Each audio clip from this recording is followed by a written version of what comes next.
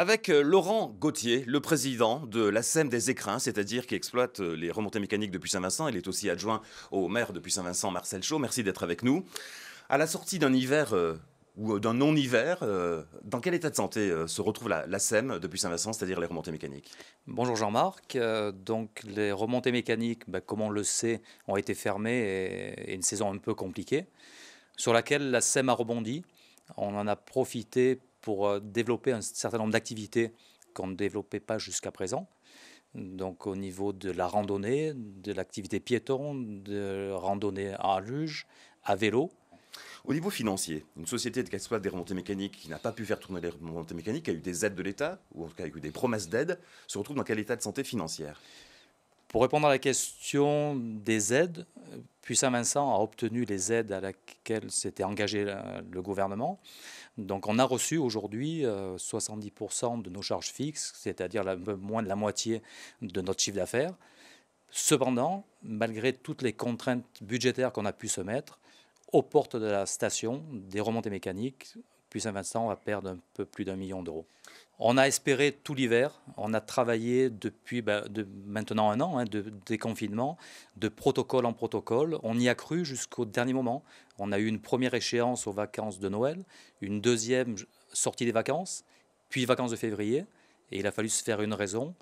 Et aujourd'hui, on a accepté ces faits sans trop les comprendre.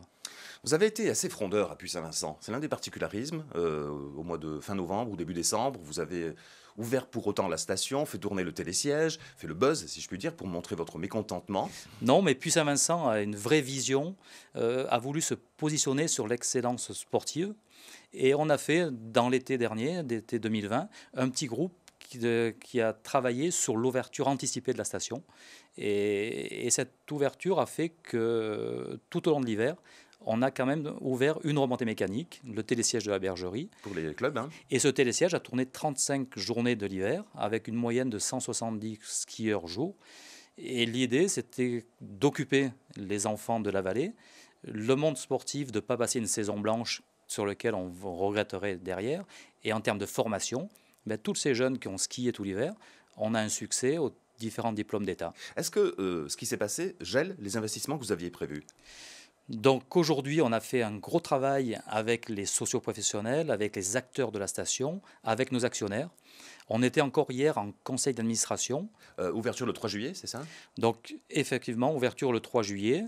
Aujourd'hui, en termes de réservation, on est sur des niveaux plutôt exceptionnels. On a fait une belle saison d'été 2020.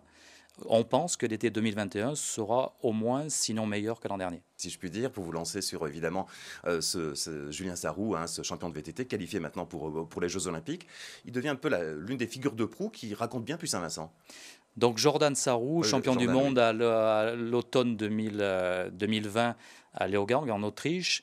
Jordan passe une partie de l'année à Puy-Saint-Vincent. Et Jordan avec l'espoir de fait d'une médaille olympique, hein. Voilà, Jordan s'est qualifié la semaine dernière à Nové Mesto avec une 5e place.